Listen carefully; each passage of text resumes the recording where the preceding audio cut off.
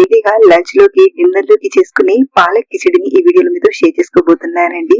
ఈ కిచిడి మంచి రుచిగా ఉండడమే కాదు, తక్కువ టైంలో త్వరగా చేసుకుని వేడి వేడిగా తినేయచ్చు.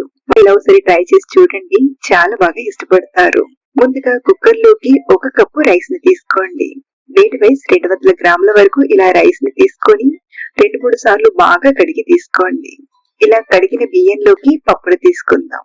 ఇక్కడ నేను అరగంట ముందుగానే 150 గ్రాములు అంటే 3/4 కప్పు కందిపప్పును తీసుకుని కడిగి నానబెట్టాను. ఇలా మనం పప్పుని కొంచెం ముందే నానబెట్టుకుంటే త్వరగా ఉడుకుతుంది. పప్పులోని నీళ్ళన్నీ వంపేసి పప్పును తీసుకోండి. మీరు కావాలంటే బియ్యం పప్పు ఒకేసారి కడిగి ఒక అరగంటైనా నానబెట్టచ్చు. ఇప్పుడు ఇందులోకి మనం తీసుకున్న కప్పుతోనే ఒక 4 కప్పుల నీళ్లను తీసుకోండి. అలాగే ఇందులోని ఒక 1/2 టీ స్పూన్ పసుపుని తీసుకొని కలిపి మూత పెట్టి ఒక 3 విజిల్స్ వచ్చేంత వరకు ఉడికించండి. ఈలోగా మనం పాలకూర ఆకును తీసుకొని కడిగి ఇలా సన్నగా తరిగి తీసుకోండి. మనం తీసుకున్న ఈ క్వాంటిటీకి ఒక 3 కప్పుల పాలకూర అయితే సరిపోతుంది. 3 విజిల్స్ తర్వాత విజిల్లోని గాలంతా పోయాక చూపిస్తున్నాను. చూడండి, అన్నం పప్పు మెత్తగా ఉడికిపోయాయి. ఇప్పుడు మనం ఈ రైస్ ని కొంచెం పల్చగా చేయడానికి ఇందులోకి ఒక 3-4 కప్పుల నీళ్లను తీసుకోండి. మనకు కిచిడీలా కొంచెం జారుగా ఉండాలి, మరీ గట్టిగా ఉండద్దు, అలానే మరీ పలుచగా ఉండద్దు.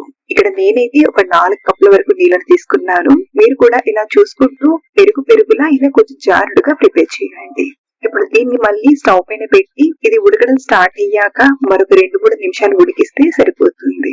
ఒక పక్కన ఇది ఉడుకుతూ ఉంటుంది, మరో పక్కన ఇంకొక కడాయిలోకి ఒక 2-3 టేబుల్ స్పూన్ల నెయ్యిని తీసుకోండి. ఇక్కడ నేను పోపు కోసం మొత్తం నెయ్యినే వాడుతున్నాను. మీరు కావాలంటే ఫ్లేవర్ కోసం కొంచెం నెయ్యిని, మిగిలింది నూనెనైనా వాడొచ్చు. నెయ్యి వేడయ్యాక 1/2 టీ స్పూన్ ఆవాలను, 1/2 టీ స్పూన్ జీలకర్రను, అలాగే 1/2 టీ స్పూన్ ఇంగువను తీసుకుని ఫ్రై చేయండి. ఇది ఇలా కాస్త ఫ్రై అయ్యాక ఇందులోకి ఒక 4-5 పచ్చిమిరపకాయ ముక్కల్ని, అలాగే కొంచెం కరివేపాకును తీసుకుని ఫ్రై చేయండి. ఇది ఇలా కాస్త వేగాక ఇందులోకి ఒకటి సన్నగా తరిగిన ఉల్లిపాయను తీసుకొని బంగారు రంగు వచ్చేంత వరకు ఫ్రై చేయండి. ఉల్లిపాయలు కూడా ఇలా చక్కగా వేగాక ఇందులోకి 1/2 టీ స్పూన్ పసుపుని, రుచికి సరిపడా ఉప్పును తీసుకోండి. అలాగే 1 టీ స్పూన్ కారం, 1.5 నుండి 2 టీ స్పూన్ల ధనియాల పొడిని తీసుకోండి. అలాగే 1/2 టీ స్పూన్ గరం మసాలా పొడిని తీసుకొని ఒకసారి బాగా కలపండి.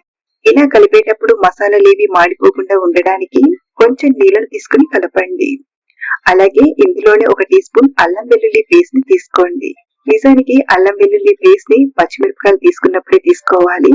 ఇక్కడ నేను మిస్ అయ్యాను, మీరు మాత్రం పచ్చిమిరపకాయలు వేసినప్పుడే తీసుకోండి. ఇలా కలుపుతూ 1 నిమిషం పాటు ఫ్రై చేశాక ఇప్పుడు ఇందులోకి మనం తయారు చేసి పెట్టిన పాలకూర ఆకును తీసుకుని ఫ్రై చేయండి. ఈ పాలకూర ఆకును మరీ ఎక్కువ ఫ్రై చేయాల్సిన అవసరం లేదండి. ఇలా కలుపుతూ ఒక 2-3 నిమిషాలు ఫ్రై చేసామంటే ఇదంతా ఇలా దగ్గర పడి కొంచెం వాటర్ అనేది రిలీజ్ అవుతూ ఉంటుంది. ఇలా ఈ మాత్రం ఫ్రై చేస్తే సరిపోతుంది. మరీ ఎక్కువ ఫ్రై చేసిన పాలకూరలోని పోషకాలు తగ్గడమే కాదు, రుచి కూడా మారుతుంది. కాబట్టి ఇలా ఒక 2-3 నిమిషాలు పాలకూర ఆకులు ఫ్రై చేశాక పక్కన ఉడికిస్తున్న అన్నం పప్పుని తీసుకోండి. ఇలా తీసుకొని ఒకసారి అంతా కలిసేలా కలిపి కన్సిస్టెన్సీని చూడండి. ఈ టైంలో ఇలా ఉండేలా చూడండి. ఇది కాస్త చల్లారేసరికి ఇంకొంచెం గట్టిపడి సెట్ అవుతుంది. ఇప్పుడు మూత పెట్టి మీడియం మంట పైన ఒక 2-3 నిమిషాలు ఉడికించామంటే పోపులోని ఫ్లేవర్స్ అన్ని కిచిడికి బాగా పడతాయి. 2-3 నిమిషాల తర్వాత మూత తీసి చూసామంటే గుమగుమలాడే పాలక్ కిచిడి తయారైపోయింది. చివరిగా కొంచెం కొత్తిమీర ఆకులు, అలాగే మంచి టేస్ట్ కోసం 1 టేబుల్ స్పూన్ నిమ్మరసాన్ని తీసుకోండి. ఇలా నిమ్మరసం తీసుకునేటప్పుడు స్టవ్ ఆఫ్ చేసేసి నిమ్మరసాన్ని తీసుకుని కలిపారంటే సరిపోతుంది. అంతే, నోట్లో వెన్నెలా కరిగిపోయే పాలక్ కిచిడి హెల్దీగా టేస్టీగా రెడీ అయిపోయింది. ఇక్కడ నేను సర్వ్ చేసిన తర్వాత నెయ్యిలో కొంచెం వెల్లుల్లి వేసి ఫ్రై చేసి తీసుకున్నాను. ఎప్పుడు పాలకూరతో ఒకే విధంగా కాకుండా ఇలా డిఫరెంట్ గా ట్రై చేయండి. అలాగే మీరు ట్రై చేశాక మీకు ఎలా వచ్చిందో కింద ఫీడ్బ్యాక్ ఇవ్వడం మర్చిపోవద్దు.